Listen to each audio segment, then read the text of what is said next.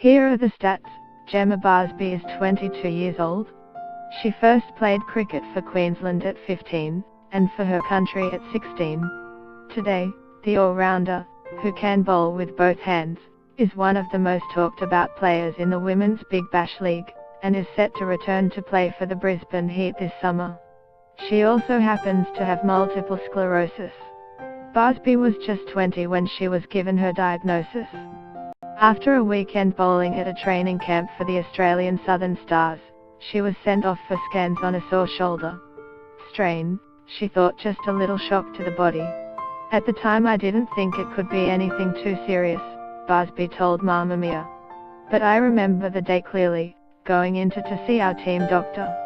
The first thing she said was, "We are still going to be friends, right?" MS is a progressive disease of the central nervous system, that has no known cause or cure.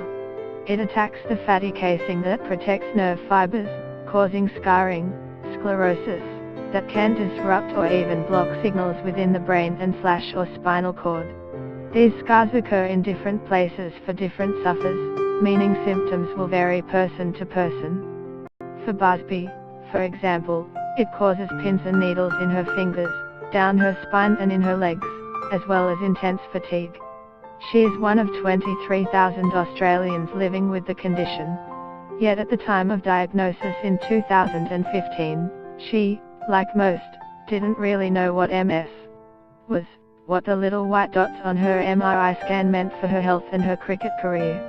It was scary. The first thing I did was call my parents, and we all came together as a family that afternoon, had a cry session and just got it all out, she said. It was really hard for a few days after that, because I got diagnosed on a Thursday, and it wasn't until the Monday coming that I saw the neurologist to find out how bad it was, the extent of it. So I was in limbo. I went to training to try and distract myself. As some of you are aware, today I start my medication for MS. From today, for the rest of my life, I have to take a tablet a day to stop/prevent attacks. Laying by myself in a hospital bed for 6 hours has given me a lot of time to think, particularly about all those people who have it worse than me. People who have to lay in a hospital bed every day and can only look out the hospital window to see what sort of day it is. Although I have MS, I count myself very lucky that I can still do the things I love.